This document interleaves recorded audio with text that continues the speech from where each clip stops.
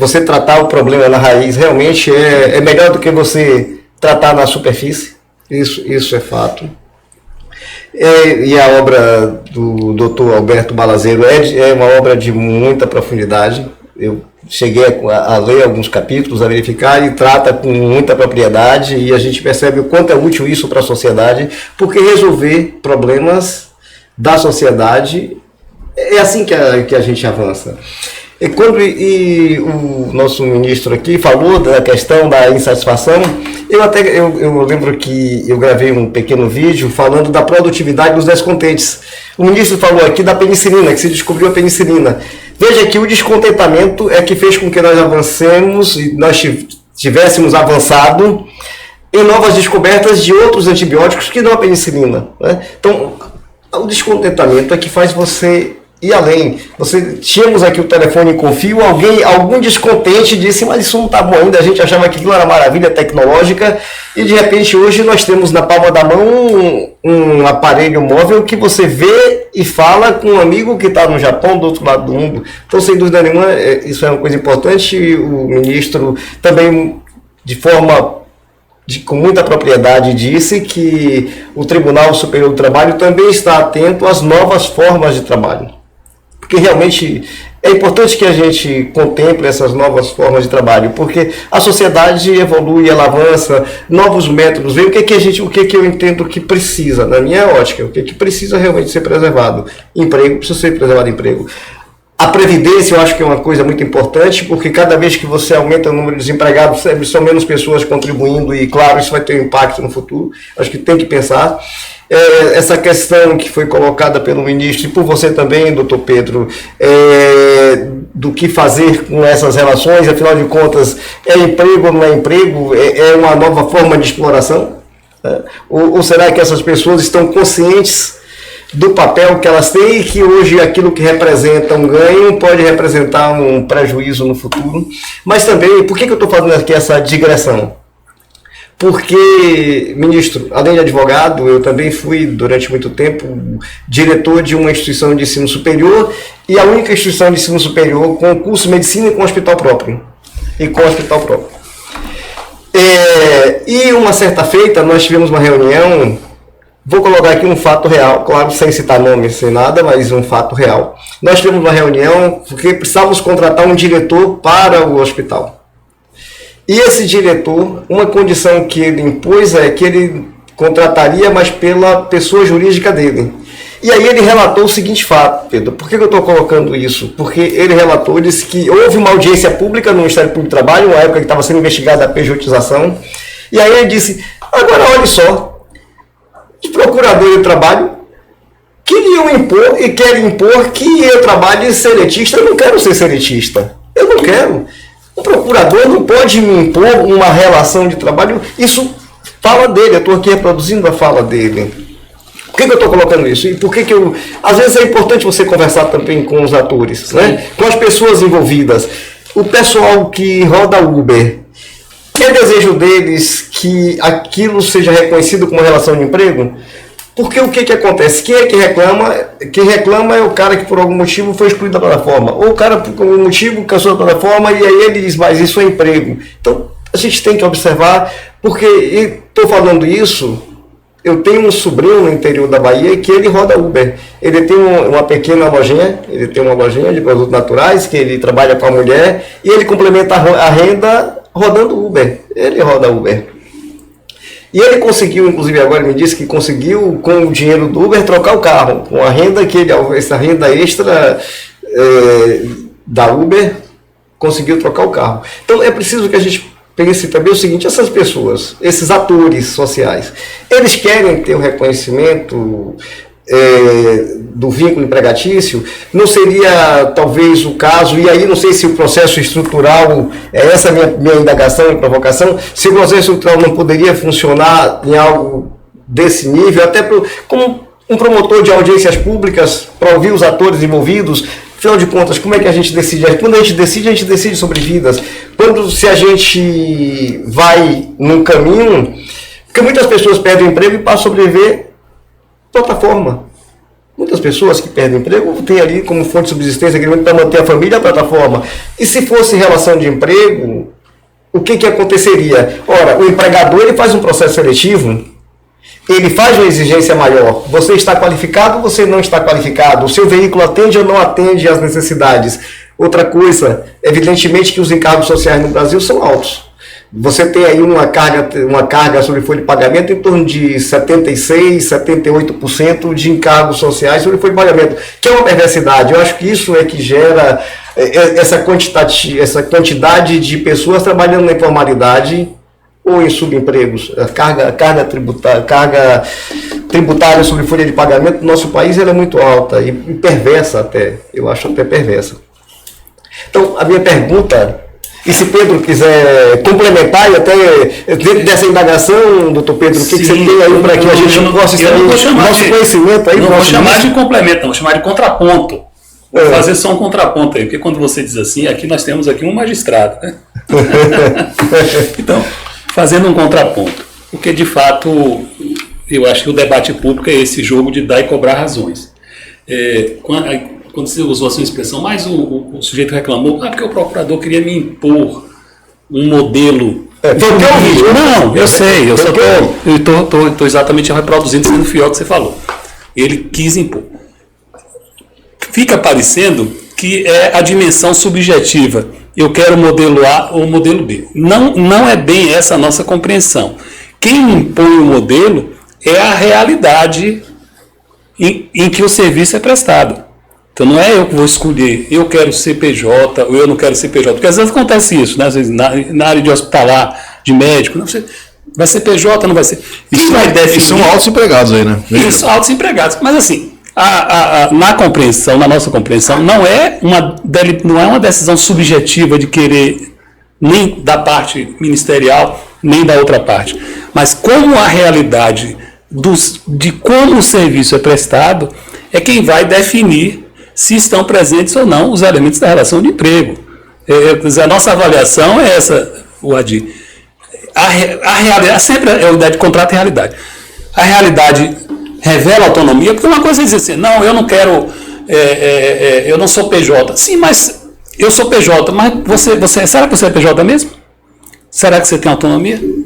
Será que tem os outros elementos, se estão presentes ou não estão presentes? Então, eu só faço esse contraponto para que a gente não caia num subjetivismo. Sim, eu quero ser autônomo, eu não quero ser autônomo. Não. Eu sei que também não é tão simples. Perfeito. Era só para fazer um contraponto, para não ficar parecendo que é assim, marque aqui um X, PJ, não é assim. Como é que o serviço vai ser prestado? Vai ter autonomia, vai ter... A realidade é essa, de quem é o meio de produção, a quem pertence. Quer dizer, todo esse conjunto. É só... Sim, não, perfeito. É o contraponto. O contraponto, temos aqui um ministro que agora vai refletir, né? Esse é o papel do magistrado, né? Ouvir os dois lados. Exatamente. Que tarefa difícil eu tenho, né? Não vou fugir, não. Eu acho que um dos debates, a questão das plataformas, começando pelas plataformas, hoje o Supremo Tribunal Federal está enfrentando, né? E foram feitas audiências públicas. Algumas delas muito impressionantes, muito impactantes. Porque uma questão para mim muito clara em relação às plataformas é que um dos erros que está se cometendo aí é uma questão que eu penso e tenho que ter reservas, porque não é um pensamento mais acadêmico, né? E tem alguma dificuldade, evidentemente, que respeitando visões em contrário. Inclusive, acho que quem tem visão em contrário pode ter mais sério do que eu, mas eu imagino o seguinte: não é a mesma coisa tratar de plataforma como uma coisa só. Cada plataforma tem uma realidade, tem uma forma de trabalho, tem uma forma de conversação, assim como cada realidade de contrato vai ter uma forma de realidade. As plataformas de entrega, por exemplo, fizeram inúmeros acordos com o Ministério Público sobre a questão de saúde e segurança, ao passo em que as plataformas de transporte não fizeram. Eu lembro desse debate à época. Então, o primeiro cuidado é não colocar a plataforma como se fosse um assunto só. Cada plataforma tem uma realidade diferente. Essa audiência pública revelou isso. Porque muita gente, e há uma guerra de comunicação. E essa guerra de comunicação se passa uma ideia para a pessoa que ser empregado é ruim, que ele está preso, que ele vai ter amarras.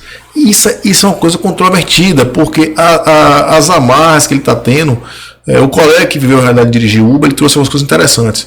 Ele não vai ser excluído da plataforma se ele recusar uma corrida, porque hoje eu quero descansar, não quero trabalhar.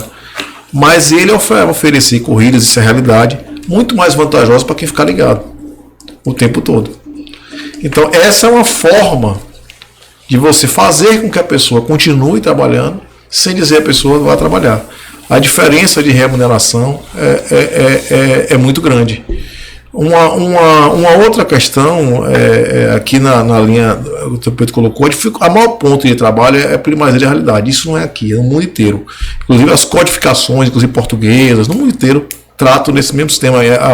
Até o Plá Rodrigues, né? É uma coisa muito própria.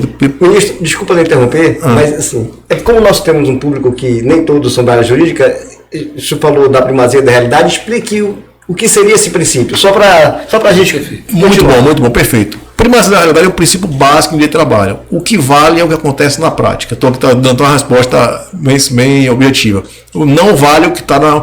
Não vale, eu posso fazer um contrato com o nome que eu der. Eu até uma vez lá em Barreiras eu peguei um contrato, era contrato de estagiário, aprendiz, voluntário. Eu e o colega Raimundo Lima, nós rimos muito. Poxa, que dificuldade vamos ter de classificar essa pessoa. Verdade. Então, o nome que se quer dar não é o que a prática direciona. Se a lei não exigir uma formalidade, o que vale é a prática, vale a realidade. E a realidade é o que apresenta a primazia da realidade. Então, eu posso chamar um contrato de prestação de serviço. Se ele está lá todos os dias, de segunda a sexta, se ele tem controle de jornada, se tem remuneração, se tem os requisitos do artigo 2º da CLT, sobretudo subordinação, que é o principal, subordinação jurídica, é emprego. Eu posso chamar o que eu quiser que é emprego. E não é a gente que faz uma opção, como bem colocou o Dr. Pedro, é uma opção legal. Mas temos que reconhecer que a gente não pode sair fazendo porta e fechadura, né? Sim. Cada caso vai ter uma realidade. Então, as plataformas têm realidades diferentes e dentro das plataformas tem pessoas que têm realidades diferentes. Isso é inegável, isso é querer tapar o sol com a peneira. Existem diferenças. E aí que vem um problema da nossa sociedade. A nossa sociedade ela quer respostas rápidas, erradas, simples para problemas complexos. Então dá muito mais trabalho você analisar caso a caso que você dizer se é emprego ou não é emprego. Aí você corta logo E você pode, inclusive, provocar injustiça do tipo dizer que pessoas que trabalham habitualmente ou que complementam de renda são empregados. É errado. Mas a gente pode converter no erro ao contrário também. Dizer que uma pessoa que está lá, cumprindo jornada, atendendo, ela não é empregada. Então, eu acho que a gente tem que procurar não fazer do debate um debate superficial, né? É isso que a sua colocação não é perfeita. Porque a questão previdenciária, todo mundo concorda, não se consegue avançar por quê? Eu trabalhei no trabalho seguro com o pessoal que lida com recicláveis. Que, na verdade, 90% do que se faz no Brasil, hoje de recicláveis, vem do pessoal que trabalha com lixo, os catadores. Eu quero dizer o seguinte, 90% de sustentabilidade do Brasil, todo mundo fala de sustentabilidade, pouca gente faz, vem do catador. E o governo apresentou uma proposta de previdência para os catadores. Eu achei perfeito. Só faltou combinar com a renda deles. Porque é uma renda tão baixa que não consegue chegar para a pessoa que ganha em média R$300 e agora você vai contribuir para a Previdência, não tem, é irreal. Da mesma forma, em relação aqui o ministro Marinho, inclusive, tratava exatamente do PL que ele enviou ao Congresso, que sofreu críticas do Judiciário, do Ministério Público, de várias bases. Um ponto é fundamental, a gente precisa ter elevação de renda desse pessoal. Não dá para você falar em previdência, em ciência social, que seja com uma renda tão baixa. E a renda, para quem vive exclusivamente, ela é baixa. Ela gera. Porque quem complementa, ele faz aí vimos a economia de bico, né? Ele faz do bico o complemento. E ele tem uma possibilidade de acrescer. Quem vive daquilo tem dificuldades. Tanto que nós aqui percebemos nitidamente, nós que já andamos de Uber algumas vezes, eu estou usando Uber como tipo, não empresa Uber, só para esclarecer. O sistema, a forma. Pronto. Nós entrávamos no Uber, antigamente nós tínhamos bala, bebida, quem quisesse, uma água, uma coisa. Hoje já não é bem assim. Porque começa a se tornar caro. Então tudo que envolve a questão de renda é algo complexo. Então, uma coisa nós sabemos, uma coisa não tem nenhuma divergência aqui. É que a gente precisa aprofundar o tema. É verdade. Essa audiência pública do ministro Fachin, ele conduziu, trouxeram muita informação. Esse seu andar no carro é importante, porque você traz a realidade da prática. A questão do médico, esse debate do médico, eu até não citei isso, é a questão da diferença entre os polos. Há altos empregados, a Justiça do Trabalho reconhece que há altos empregados. O problema é aquele médico do sindicato dos médicos que procurou o sindicato, que tem uma remuneração de 4, 5 mil reais, que é recém-formado, que não tem mais o programa, o PSF, etc., que aquele médico ele tem o mesmo requisito de relação de emprego e não é reconhecido. Então, será que colocar os dois no mesmo saco, a gente está fazendo certo? Essa que é a questão, é tratar como bem o doutor Pedrinho colocou. A quem faz as opções não somos nós, né? Mas a gente tem a tarefa de analisar o problema com profundidade. Um debate como esse aqui hoje eu saio mais do que enriquecido. E eu observo só para contextualizar, eu trouxe essa polêmica, porque eu acho que é importante que a gente... Sim. E agora observe o seguinte... Olha o personagem que eu citei. Ele era um diretor. Sim. Ele não era um médico, aquele médico plantonista. Era um cara que já vinha de outros hospitais da condição de diretor. Tá? Então, você percebe que aqui a visão é de um diretor, já é um cara que está no top, no topo da cadeia. Então, será que essa visão dele seria a mesma visão dos demais médicos, daqueles médicos plantonistas? Um recém-formado, que está buscando um lugar ao sol. Então, sem dúvida nenhuma, doutor Pedro, o Ministério Público tem um papel muito importante, a Justiça do Trabalho tem um papel muito importante, o Ministério Público tem um papel muito importante exatamente nesse controle, né? Nesse controle da legalidade, nessa preservação da empregabilidade, inclusive trabalho digno. Mas não tem as respostas. Trabalho seguro, né? Trabalho seguro, sim. É isso.